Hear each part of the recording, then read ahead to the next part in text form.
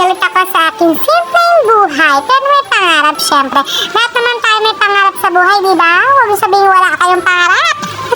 Ayun nga, hulaan nyo ang aming ulam for today's video. Jaran! Syempre nakikita nyo naglalunggong, di ba?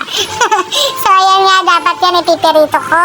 So, hindi ko na ginawa. Kasi dapat, syempre, pag may pirito, may talong na partner.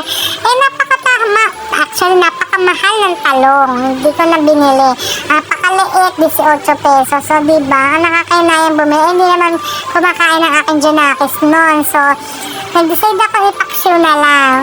Ang mga sangkap ko lang sa paksiw, luya, siling green, sibuyas, tsaka bawang ko. Diba? Hindi ko na nilagyan ng ampalaya, ng talong kasi yung mahal.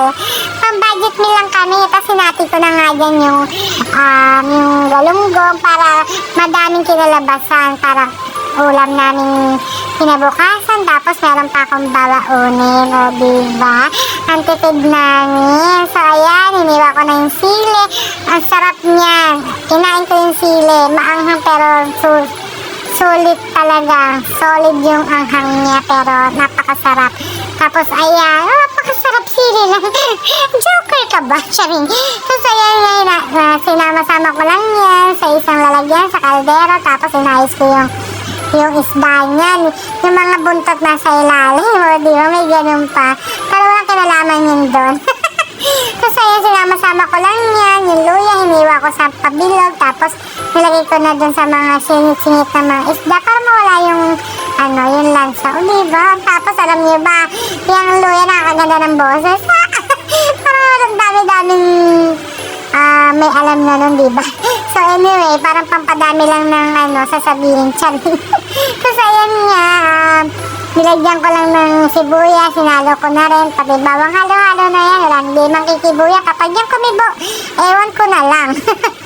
Kundi ako tumakbo. Ayun nga, pagtapos niyan, nilagyan ko din ng pampalasa, magic sarap, bechin, asin, tsaka paminta, o diba? Tapos nilagyan ko siya ng konting mantika para hindi siya dumigo. Tapos, syempre, suka, hindi mo mabubuang pakso na walang suka.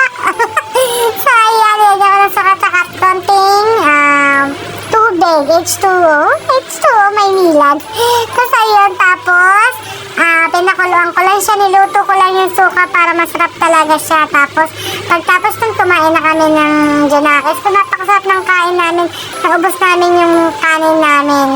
Muntika na pati kaldero makain ko, pero hindi ko ginawa kasi mawawala kami ng kaldero. Charing, joke lang yun. So, sa inyo, huwag nyo napansin na aking kamay dyan na parang papa. Tapos nga, ayan nga ang aming ulam for today's video, mga kaganapan sa aming buhay. Ayan lang ang aming simpleng buhay, pero masaya, alam niyo yun. Na kahit na dalawa lang kami, okay na okay. Hinihintay lang namin pag-uwi ng aming mami. Sana muwi ka na, Mami Sarah. Ayun lang, ayan no, diba? Charan! Ayan na ang aming ulam for today's video. Paksiw! Thank you guys for watching. Bye-bye!